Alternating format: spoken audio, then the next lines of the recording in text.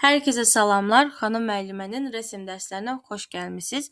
Bugün bizi çox narahat edən bir mövzunu artıq həll edəcəyik və bizim üçün artıq bu məsələ çox da çətin olmayacaq. Hazırsınızsa, gəlin başlayaq.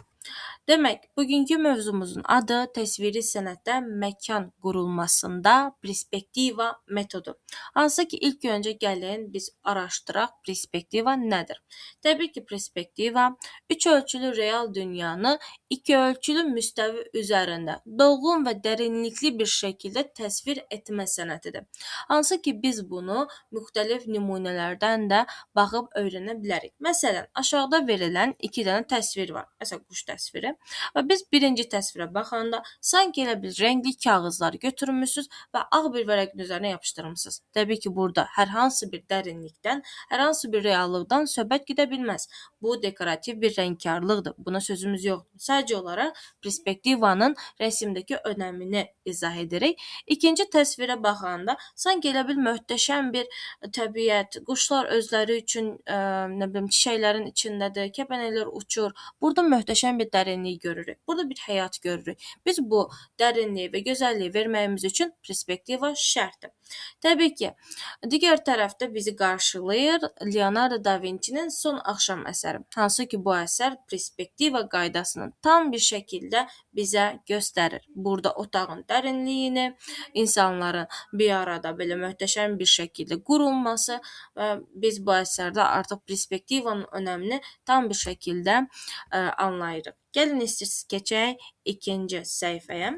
Təbii ki, perspektiva qaydasını öyrənmək üçün müəyyən terminlər var ki, biz bu terminləri öyrənməliyik. Məsəl üçün, üfüq xətti. Üfüq xətti çox sadədir. Yəni, yeri və göyü ayırır. Göylə yerin birləşdiyi xəyali xəttdir. Təbii ki, biz bunu rəsmə ilk başlayanda vərəqi qoyuruq qarşımıza və bir dənə üfüq xətti çəkirik. Və bu istənilən, məsələn, ya mənzərə çəkin, ya natürmort çəkin, nə çəkirsinizsə çəkin, üfüq xətti şərtdir. Yəni, bunu çəkmədən rəsmə başlayanda sanki bizim natürmort çəkmişik, qabımız qanad açıb uçur. Yəni, çox qeyri-adidir.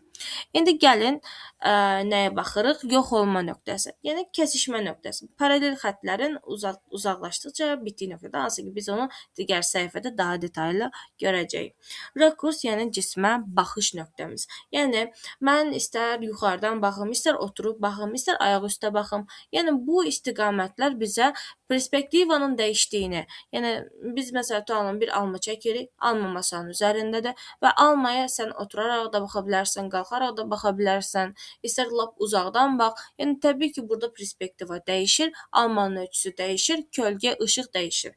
İndi gəlin rəsmlərə baxaq. Təbii ki, birinci təsvirimiz orada Rafael Sandi'nin Afina məktəbidir. Bu çox özəl bir təsvirdir və burada interyer möhtəşəm perspektiva qaydasına uyğun olaraq təsvir olunmuşdur. Təbii ki, burada rəssamımızın özünü də görürük. Təbii ki, bunu bilənlər bilir.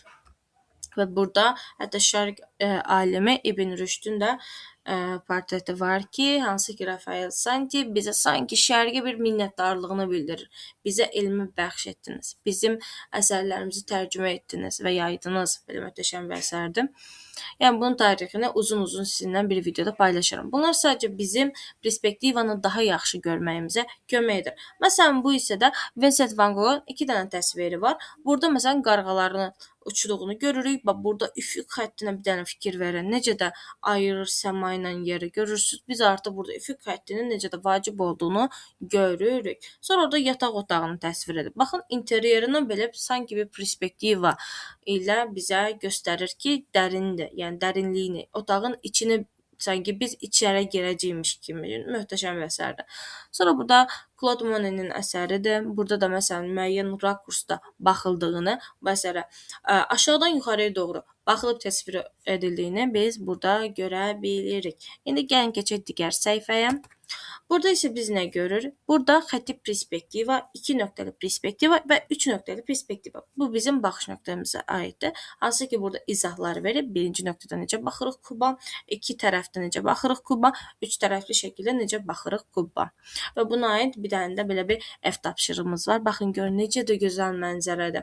Yəni, birinci üfüq xəttini çəkirsiniz, sonra bir dənə bir nöqtə qoyursunuz üfüq xəttinin tam mərkəzindən, yuxarıya doğru, küncə doğru bir dənə xətt çəkirsiniz, Orada ağaclarımızı yerləşdirirsiniz. Möhtəşəm bir şəkildə rəngləyib mənə kommentlərdə atırsınız və mən də baxıram. Hətta bəzən ola bilər ki, mən də çəkib bir dərsdə sizə izah edə bilərəm ki, bu necə təsvir olunur, əgər çətinlik çəksəniz. Təşəkkür edirəm. Videomuz bu qədər idi.